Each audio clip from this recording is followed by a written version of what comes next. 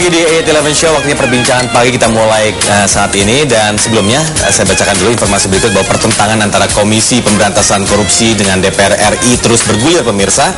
Setelah kehadiran dua pimpinan KPK Bibit Samatrianto dan Chandra Hamzah ditolak Komisi 3 DPR pada rapat dengar pendapat Selasa lalu. KPK pun melayangkan surat resmi kepada Komisi 3 DPR untuk mempertanyakan landasan hukum penolakan. Ya, juru bicara KPK Johan Budi menerangkan bahwa keputusan Jaksa Agung tentang deponering merupakan rangkaian putusan hukum yang menyatakan bahwa Bibit Chandra tidak lagi berstatus tersangka. Maka penolakan terhadap Bibit dan Chandra dengan alasan deponering pun tidak memiliki landasan hukum yang jelas.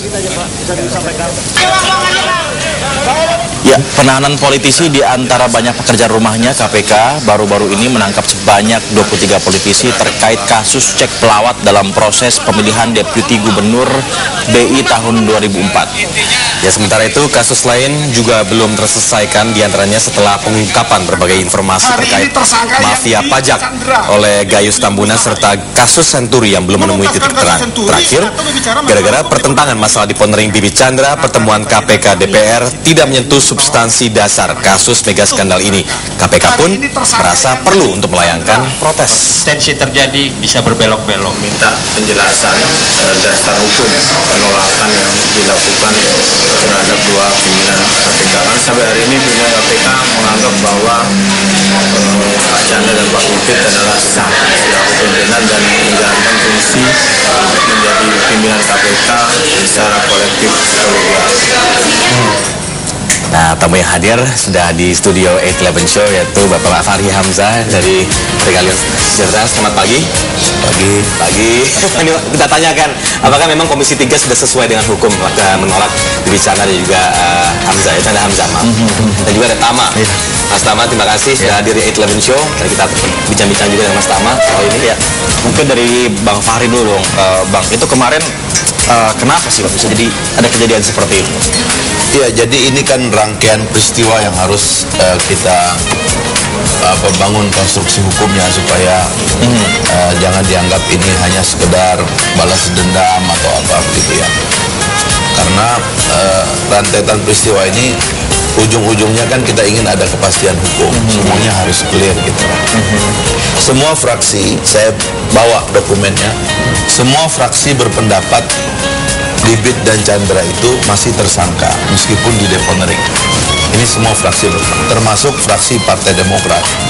Saya membaca argumen Partai Demokrat waktu kita membuat keputusan rapat tentang keinginan Jaksa Agung mau membuat deponering itu. Bahkan fraksi Partai Demokrat mengingatkan ya bahwa deponering yang akan diterbitkan sama sekali tidak menjawab pertanyaan rakyat selama ini atau apa yang telah dihakimi oleh publik selama ini bahwa perkara Bibit dan Chandra adalah rekayasa semata-mata untuk memperlemah KPK dan selanjutnya memperlemah semangat pemerintahan reformasi untuk memberantas korupsi. Dengan deponering maka penghakiman rakyat bahwa Bibit Chandra adalah hasil rekayasa seolah-olah telah berkekuatan hukum tetap.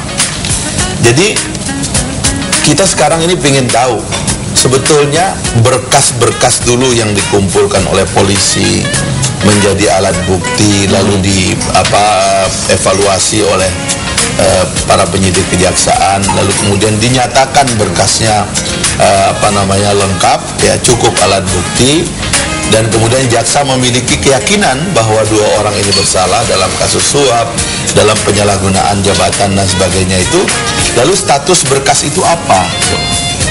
Karena itu sebagian besar kemudian mengatakan, bahkan hampir semua kalau ini kita lihat, deponering tidak menghilangkan status tersangka Bibit Chandra.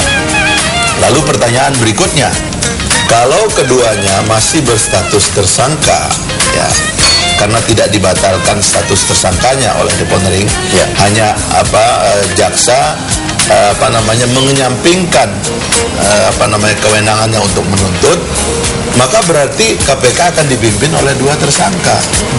Ini yang kemudian DPR meminta kepastian bagaimana sebetulnya lembaga penegak hukum ini bisa dipimpin oleh tersangka. Itu harus ada kejelasan dong.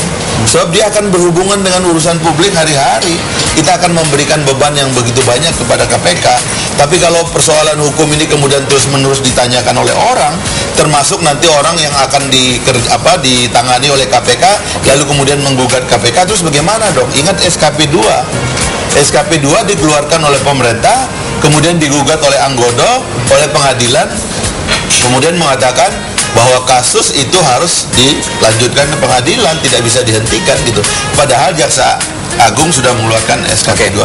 Kita kan nggak mau KPK dibeginikan terus, kan ini harus tuntas. Sip, oke, dari ICW sendiri bagaimana nih Mas Tama? Melihatnya apakah seperti itu juga atau memang ada yang lain?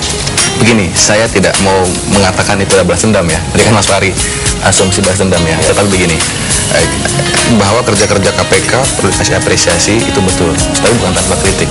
Catatan kita sampai dengan saat ini itu kurang lebih sudah 40 anggota DPR itu yang diproses oleh KPK karena kasus korupsi. Nah kemudian di level menteri misalnya pada tahun ini saja itu ada 3 menteri, mantan menteri yang diproses oleh KPK jadi tersangka. Ada satu yang mantan menteri juga, tapi itu tidak dalam kapasitas sebagai menteri, sebagai anggota DPR. Nah, artinya sebetulnya serangan terhadap KPK itu sangat mungkin sekali, begitu. Nah, terus kemudian masuk ke dalam kasus deponering, saya pikir itu sudah dijawab oleh Basrif. Artinya itu bicara masalah kewenangan atau hak oportunitas hakim, jaksa. Dan itu sudah dikatakan oleh Basrif. Jaksa Agung sudah mengatakan setelah ada deponering berarti kasus sudah dianggap ditutup. Dan terkait dengan tersangka itu sudah selesai. Berarti Anda melihat bahwa tidak ada alasan untuk penolakan ini gitu. Nah justru kita, kemudian begini, saya tuntas Mas Fahri, artinya begini, terus kemudian kita lihat, ini kan argumentasi yang berkembang di publik itu bicara masalah etik di dalam anggota sidang DPR. Tetapi kita juga bisa lihat misalnya ada anggota DPR juga yang jadi tersangka, kemudian dia bisa ikut sidang. Dan bahkan pada saat itu dia memilih dalam ketua KPK. Kalau tidak salah Pandana Baban tersangka, kemudian dia juga bisa memilih ketua KPK pada saat Busro Mukodas terakhir. Nah ini kan justru kalau bicara etika, lebih tidak etika mana? Anggota DPR yang ditersangka ikut pemilihan atau ketua KPK yang dipanggil dan sudah clear deponeringnya oleh Jaksa Agung. Saya pikir sana poin-poinnya yang perlu ditekan. Oke, Pak Fahri. Ya ginilah, ya kita tinjau dari belakang lah. Pertanyaan saya, jadi tuduhan kita bahwa polisi itu merekayasa benar apa tidak benar? Nah, kan itu pertanyaannya gitu loh. Berkas itu mau kita apakan? Ya, yang polisi mengatakan punya rekaman, punya alat bukti, transaksi di pelataran parkir dan sebagainya, itu mau diapakan? Kalau itu mau kita abaikan, kita mau mengatakan bahwa ada pemberkasan di kepolisian dan kejaksaan dilaporkan kepada DPR, pemberkasan itu sendiri ternyata permainan. Dia juga melaporkan kepada presiden. Berarti presiden membiarkan ada pemberkasan permainan di kepolisian dan kejaksaan atas pimpinan KPK. Sekarang terungkap bukan cuma Bibi Chandra, jangan-jangan Antasari juga direkayasa. Oh sekarang ini kita mau tutup. Kan itu pertanyaannya. Jadi kita membiarkan rekayasa yang lalu. Pak Fahri, maaf saya potong dulu, kita break dulu, kita lanjutkan lagi. Pemirsa tetaplah bersama kami, bisa bergabung di @811show atau bisa telepon di 0215830450. Tetaplah di 811 Show.